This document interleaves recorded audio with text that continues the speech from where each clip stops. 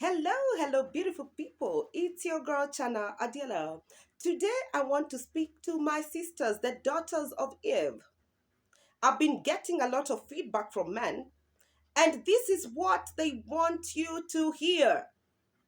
So, our topic for today is what men need women to know, and I've written down the points because my memory is not as good as it used to be. Point number one.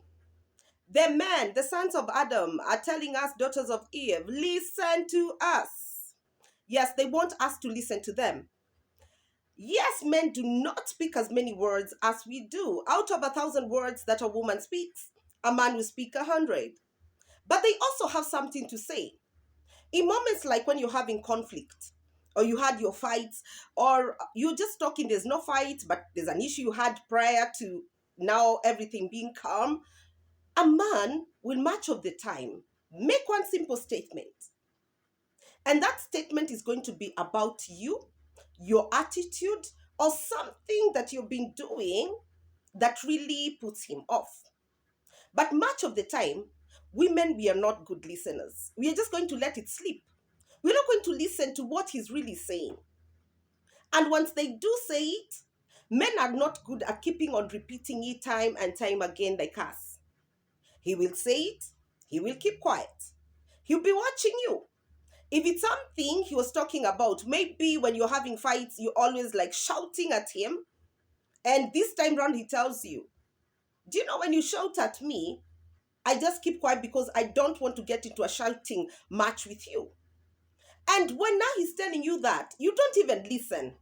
Or when he says it, instead of listening and looking at yourself back and saying, aha, he's right, I do that, you might even start getting offended and you're like, aha, oh, I shout at you. I shout at you. What are you doing, my sister? Already you're shouting.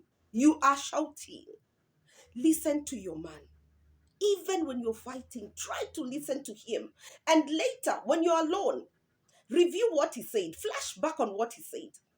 And you're also going to start getting some of the things that put him off. So that when he starts withdrawing from you or from your relationship, you know what you've done wrong and you'll start changing on it, maybe even apologize, and then start over all over again. Point number two, stop archiving their past misdeeds or bringing them up again. Yes, we are very good at this. Many of us women, though this one also goes to the men too. Bringing up past things, past mistakes, something your man did, huh? 2 years back, 6 months back, when you have another confrontation, it is wrong and it is not right.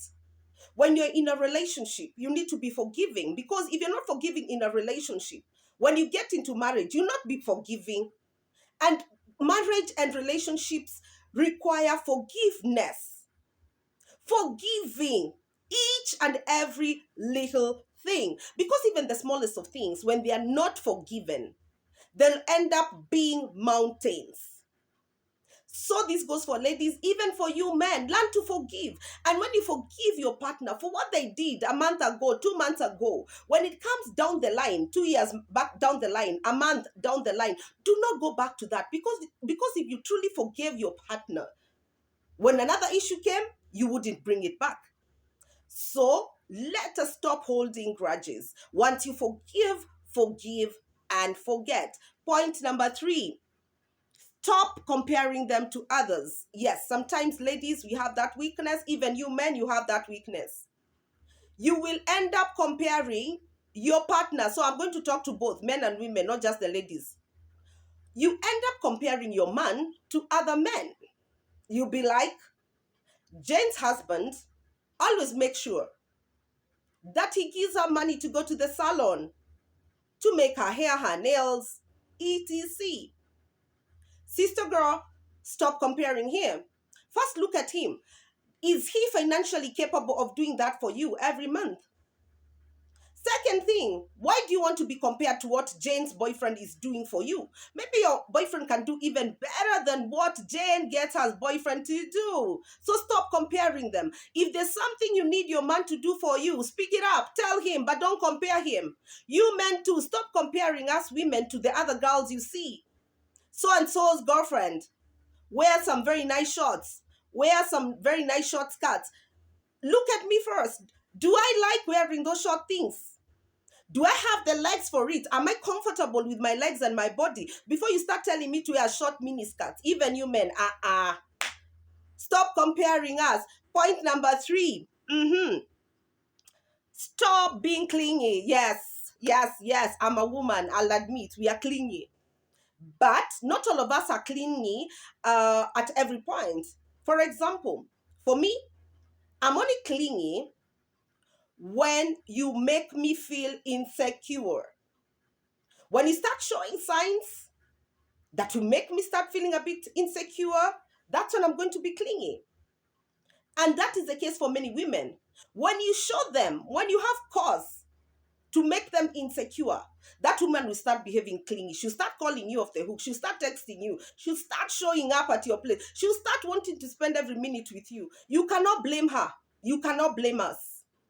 You need to ask yourself, you son of Adam, why is she behaving like this? Have you given her any reason to start doubting you and to stop trusting you?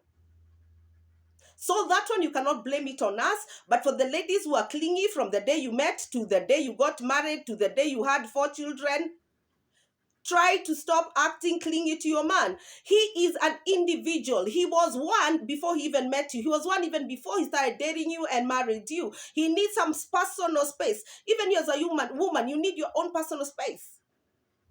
But I'm not saying that you just let them go roaming all over. There's no time he's going to be home with you. No. But at times, give him some time with the boys. And don't keep on calling him. You're nagging him. Nagging is another thing that men do not like.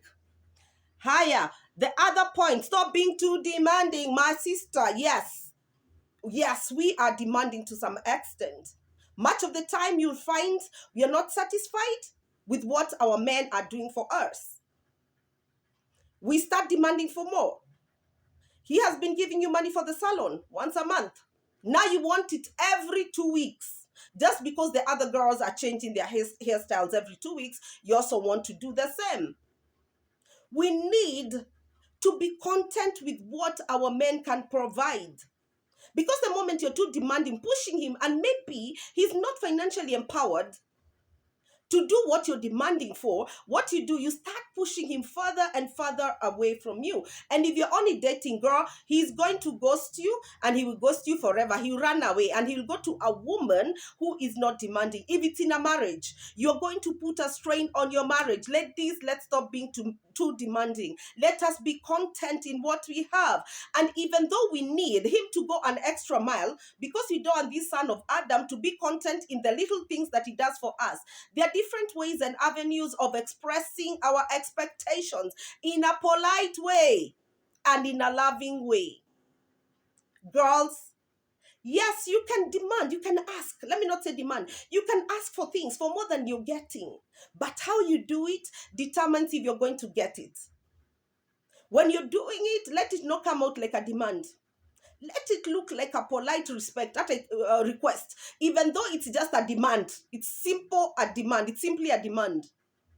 You can put in some love. The words you use, the tone you use, my sister, you'll get it. You will get it. But if you're going outside there demanding aggressively, I'm sorry, you won't get it. Higher. Final. Is this a final one? No, it's not the final. Second last. Stop being too dramatic. Yes, we are known to be drama queens, but not all of us. You have seen a text which is suspect from your man's phone.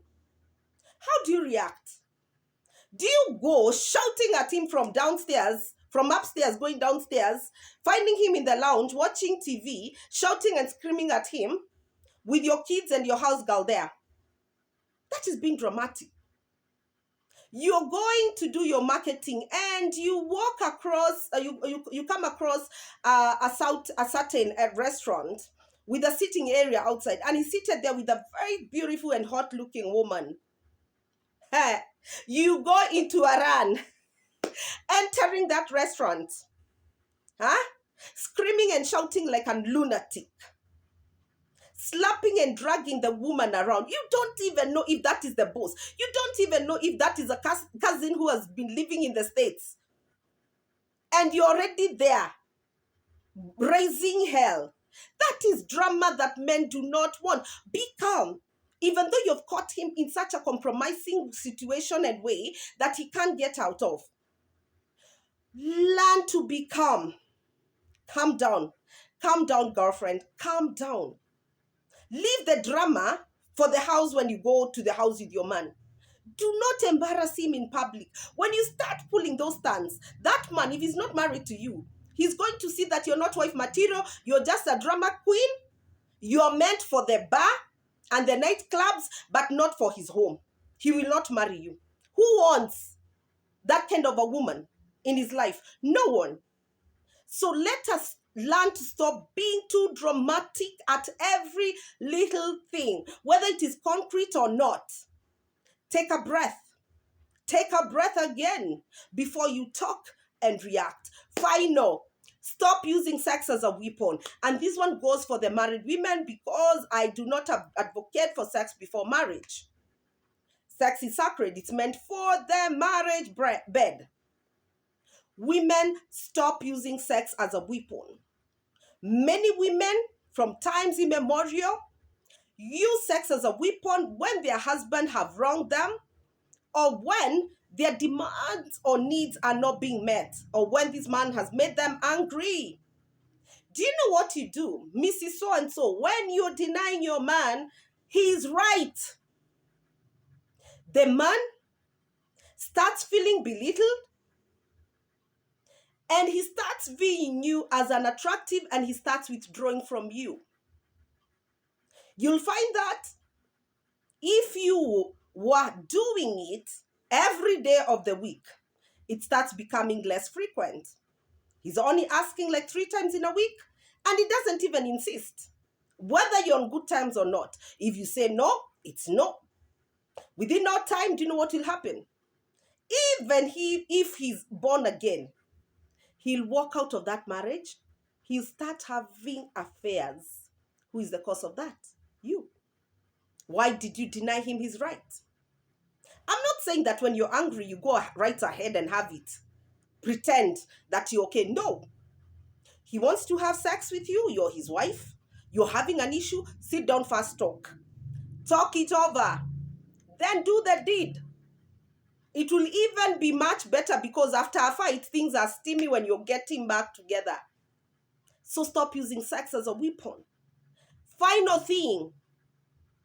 Women, whether you're single or married, if you have a sexual relationship with your man, never, and I mean never, ever, joke about his manhood or insult him about his manhood.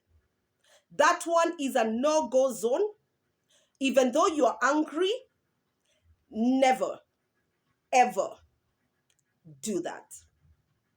I love you all with the love of Christ. I hope you're going to take my tips positively, and I encourage and I welcome any of your comments, criticism of the same. Please do talk to me. Remain blessed. Bye-bye.